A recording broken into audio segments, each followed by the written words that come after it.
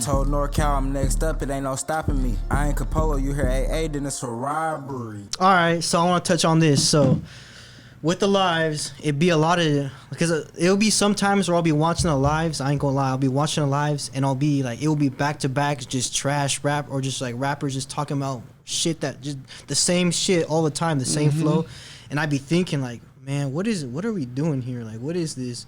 Like, do you ever get that feeling too, or do you get like... Man, sometimes I don't even want to do that shit. Yes, man, yes, that happens. It definitely happens, but everybody got their story. Everybody got their story, and I can't necessarily tell nobody to tell their story different unless I know they blatantly lying.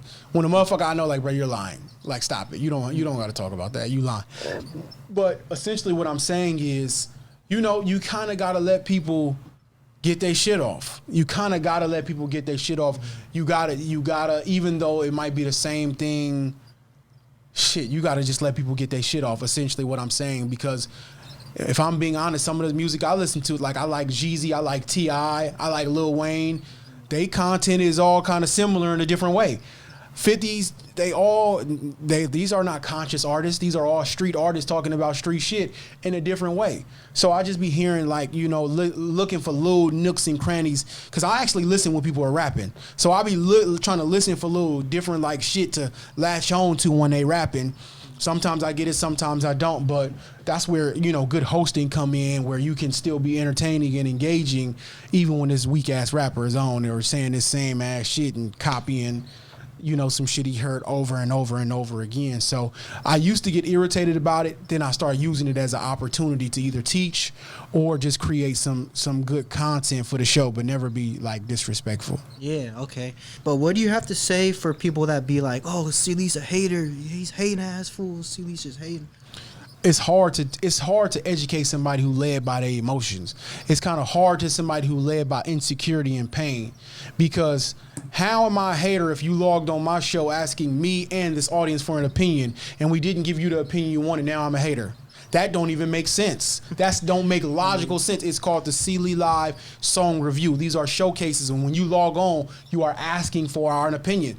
The audience's opinion, the host's opinion, the judge's opinion. You are asking for an opinion by logging on this show. If you don't want an opinion, just keep rapping to your friends. Just keep doing what you're doing. We know you don't have to join. You know, we just giving feedback and we just creating our own community, but you can't log on a show, ask people for their opinion, and when they don't have the opinion you don't like, oh, you a hater, you a bitch, fuck you. It don't make logical sense. So it's kind of hard for me to take somebody serious who just being led by their emotions. You're not even logically thinking. You're not even thinking like a man. You kind of thinking like, you know what I'm saying? I don't want to. Yeah, okay. That makes sense. I honestly feel like they just don't understand that what you just said. Like, if people were to literally, people will hear it because it's an interview, but if people were to literally hear that, then they'd be like, oh, you know what, he's right, yeah. Because that literally makes sense, like, yeah. And then at the same time, while they don't want this opinion, they giving their opinion on me and my show. Fuck this shit weak, fuck you, this. The same thing you just got mad at, you doing now. It doesn't make logical sense. So it's kind of hard for me to even like take niggas serious who don't even think logically. You gotta be a logical thinking, sane, grown ass man or woman for me to even take you serious. Like, if not, then it's like, you know what, you operating out of your emotion, you emotional, you got some insecurities, and that's just not, I can't communicate with that. I can't do much with that. Yeah. I can only teach that. Like John Henry Clark said, I only debate my equals. Everybody else I teach. Mm-hmm. Does that ever demotivate you, just dealing with that back to back, people like not understanding the way?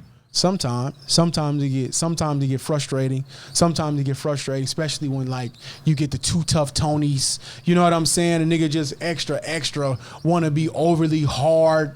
It get frustrating because, you know, I'm still a nigga from San Francisco, California. You know what I'm saying? From Section 8 housing, and it's like, even though I'm not a thug, I'm not a gangster, I'm not none of that, but we still men. So when niggas get to talking crazy, to a certain degree, it gets to you, but then logic kicks in. Like, you dealing with an emotional being. You can't even, if you're going to let every emotional being get to you, you always going to be mad.